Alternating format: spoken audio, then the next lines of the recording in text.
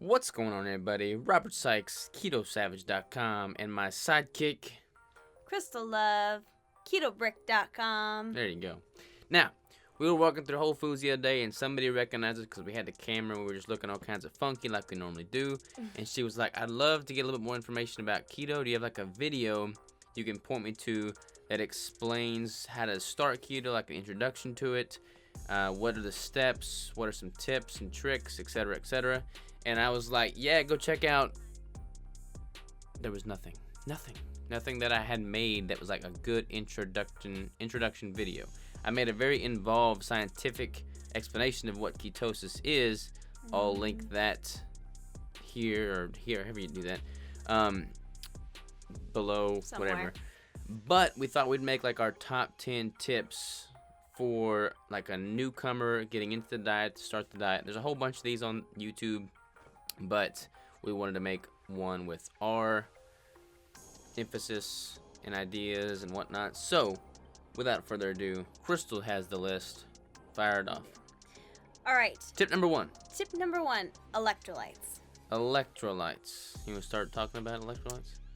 Super important to stay on top of them, especially your sodium and potassium and magnesium. Making sure that you're taking enough. Especially with potassium, it's harder to get in. So just make sure that you're finding a good quality source of getting in the extra potassium. I'm sure Robert has some extra options that he can kind of point you to. Yeah, one thing I find oftentimes with my clients is they don't have enough potassium coming in. They're afraid to take too much salt because you always hear that you need to, minimize your salt intake. But when you start keto, you're flushing out your glycogen stores, which you're flushing out your water, and you're going to be using the bathroom a lot. When you do that, your kidneys are flushing out your electrolytes. So your sodium, potassium, magnesium, those are all going away. So you need to replenish those stores. So I like to recommend about a 2-to-1 ratio between sodium and potassium. For me, I'm shooting for about 4,000 milligrams of sodium, 2,000 milligrams of potassium, and between 500 and 1,000 milligrams of magnesium, just to kind of give you an idea. Mine is about 3,000 sodium, 1,500 potassium, and about 350 milligrams of magnesium as a female. Boom. Boom. What you got? Tip number 2, recommend starting at 80% fat. Yeah, so 80% fat. A lot of people start the diet and their protein's often too high, their fat's often too low, and their carbs are often too high. So in order to establish a baseline and kind of jumpstart the process of you depleting your glycogen stores from the carbs you've been eating and just kind of get into ketosis faster, I kind of take a rip the band-aid off approach. And a good rule of thumb that I've found with that is to start at about 80% of your calories coming from fat. That's going to make sure your fat ratio is high enough. And then drop your carbs, oftentimes as low as, 10 or 20 grams of total carbs, not net carbs. And that's going to really help jumpstart you getting into ketosis. Yeah, I feel like a lot of people don't want to eat the fat because they're like, well, I'm trying to lose fat, so I don't want to eat fat. But it's going to help you. So don't be afraid to eat the fat, okay? Yeah, especially if you're just starting the diet, because I get the whole concept of use fat as a lever and then don't consume that much fat. But if you're coming from a standard American diet, your body is not adapted to using that fat. So give your body a pretty good ratio of fat so that it's forced to become acclimated to using it efficiently. Then you're going to be able to lose your body fat much more readily. So we're actually going to go ahead and use that one to go into the next one, the next recommendation, which was don't be afraid of high fat and low fiber. Yeah, so kind of what we just said. Don't be afraid of the high fat. 80% fat ratio is a good starting point. You can manipulate that as you go, kind of figure out what your body is, familiar with, what it likes, what it is optimal at. But yeah, don't be afraid of the high fat. And then the fiber is going to be low because your total carbs are going to be low. So a good rule of thumb with fiber is used like an antidote for carbs. If you're not taking in that many carbs, you don't need that much of an antidote. So don't worry about your fiber being considerably lower than you've always been told to have. Absolutely. So the next thing is tracking macros. You want to tackle this one? Yeah, sure. So a lot of people out there will tell you, don't worry about tracking your macros, just worry about the diet, just worry about eating this and that and the other, and just get rid of the carbs. The biggest issue I see with that is people are eating way too much protein, way too many vegetables, not enough fat, and a really good way of making sure that you're staying within that with the higher fat and the moderate protein, low carbs is by tracking your macros. And for some it can be a trigger, but I think for most it will allow you to really feel optimal. And it doesn't have to be super, super strict, but at least have a good range of where you want to be. Yeah, I mean, I totally respect and understand and sympathize with the instinctive eater group, but if you're coming off of a standard American diet and you're just kind of habitually grabbing certain foods that you think to be high fat or lower protein or lower carbs, you're often going to be surprised at what they actually contain. So a good way to just kind of play it safe when you're first starting the keto diet is to track your macros and make sure the numbers are true. And then once you get acclimated to that, then you can kind of go more instinctive. But give yourself a couple months of actual tracking. Yeah, and if you're tracking and you want to, and you're starving, because when you go from a high carb diet to a high fat diet, you're used to volume. Carbs have a lot of volume in it, and fat is so dense but so filling. So if you find yourself being hungry, don't be afraid to add in a little extra fat to fill yourself up. If you're not trying to be super, super strict on your macros, if you're just, using them to kind of find a good balance, then don't be afraid to eat a little bit more. You don't want to be starving, but you are going to have to get used to that lower volume. How many is that? I don't remember. High quality food, the highest quality food you can afford. Yeah, so a lot of people get tripped up on the whole, you have to be able to afford the best food you can, always shop at Whole Foods, grass-fed everything, organic everything, and that oftentimes sways them away from keto because they feel they can't afford keto. I mean, we made a Walmart grocery haul video, and we had really good quality stuff that was all keto friendly for a very reasonable price. I mean, get the best quality food you can afford. If you can afford the best, then get the best. Because, I mean, at the end of the day, this is what you're fueling your body with. So put the best fuel you can into it. Absolutely. We'd like to interrupt this program to point out that Crystal is not actually taller than me. My seat is much lower. Actually, my seat isn't lower. Is yours higher? I just am sitting up straight. All right, next. Okay, so keeping workouts consistent.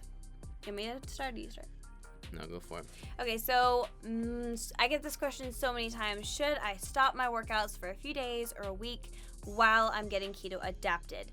And the answer is no.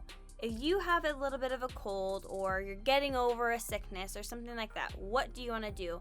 You want to go and you want to sweat it out. You want to get it out of your system. So that's what you want to do when you switch over to fat. You want to try and get all of that junk out of your system. You have been feeding yourself sugar and carbs and just a whole lot of things you don't need for a long, long time. It's going to be a detoxing phase, and what's going to help that is actually doing cardio, lifting weights, getting that out of your system faster and getting that fat to be used a lot quicker. Yeah, training with weights or cardio, whatever you're doing is kind of like the same concept what we said earlier about ripping the band-aid off. The more you train, even though it may be harder as you go through these quote-unquote keto flu symptoms, the more you train, the quicker you're going to be able to burn through and deplete that glycogen store, and the faster you're going to be able to get into a fat-burning state. So don't stop or hinder your training because you're not feeling as optimal. I mean, that's just a very short window of time, and the more you train, the faster you can get through the other side. One of the things that I don't want people to do is everyone is kind of told that, in the beginning of keto, you're going to lose all your strength, yada, yada, yada. I never did. I never lost my strength. I only got stronger. I never went through this weird downhill thing, but nobody ever told me that. There was never anybody out there saying, your workouts are going to suffer. Nobody ever told me that. So mine didn't suffer. So I want you to know that it's all in your mind. You can choose to not suffer by just telling yourself you're going to be fine, and you're using this new food as your fuel. Now, you might not feel as optimal if you actually do get the keto flu, which, again, I did not experience that. But just know, use your mind and use that power that you have to just go in and do your workouts. Minimize carb lookalike meals. Yeah, so when you first start the keto diet, it's really tempting to kind of go for all these carb lookalike meals. I mean, there's keto pizza, there's keto pasta, there's keto burgers, there's keto cookies, there's keto cheesecake, there's keto ice cream. There's a million of them. And the list goes on and on. And if that acts as a stepping stone to make keto more sustainable, and then once you get through that phase, you can kind of move more towards the optimal keto nutrition, great. But you want to try and make this a lifestyle. You're not going to be able to do that as effectively if you're constantly trying to make it something that it's not. So being keto is eating quality foods, and quality foods are not defined by cookies and ice cream and cheesecakes. That's great from time to time, but don't make that your staple. Absolutely. Diversify your nutrient pool. Yeah, so keto, contrary to popular belief, is not just bacon, eggs, and cheese. You can get some variety in there, and I highly encourage you to. I mean, there's so many nutrient-dense foods out there that are all keto acceptable. So make sure you do that. Try and get some monounsaturated fats in, some saturated fats in, some healthy polyunsaturated fats in there. Make sure your omega-3s, your omega-6s are all up to par. Don't just eat, bacon, eggs, and cheese and paint yourself into a corner. Make sure you're getting a diverse nutrient pool. Yep, absolutely. 2 more. Get baseline testing done. Yeah, so this is one thing I wished I would have done before I started keto, and that is to just get like a full-blown, lab test done, all my blood work, all my panels. That way I could just have a baseline to be able to compare to after being keto adapted for quite some time. I mean, for one, that would make all of my data and findings now hold more weight because I could emphasize what they were like when I was eating a carb, based meal. But for 2, I mean, it's just a good way to make sure you're on the right track, you're moving in the right direction, your body's performing better, you're more optimal. So yeah, try and get some baseline testing. I know some of those can be expensive, but do what you can. And a lot of times your insurance will cover like once yearly. So if you can, just try to squeeze that in. Yeah, and if nothing else, take pictures, take measurements, take stuff that doesn't cost a dime. Yeah, absolutely. So last one, do not suffer from paralysis analysis. You want to start this one? No, you start it. Okay. There's so much info on the internet right now about keto. You've got a jillion keto YouTubers, you've got a jillion keto food bloggers, and there's just so much information out there. It's easy to become paralyzed in the constant state of analyzing everything out there to figure out what the best path is, the best plan to get on keto, the best meal plan, the best training plan. Don't let that hinder you from starting. I mean, honestly, if you just start eating quality foods that are, single ingredients, that are wholesome foods, and train hard, then and make sure your fat ratio is high and your protein's moderate and your carbs are low, you're gonna do fine. Don't become so paralyzed by all the information out there that you don't start. The best thing you can do is start, learn as you go, figure out how your body responds, adapt as you go, and then enjoy the process. A lot of people will tell you, find your keto, and it's really hard to just be like thrown in there and then just say, oh, find my keto. What in the world does that mean? But you will understand if you start, with the higher fat, you can adjust those. You can increase your protein, decrease your protein, have 20 grams of total carbs versus 10 grams of total carbs. There's a lot of different figuring it out, but just start.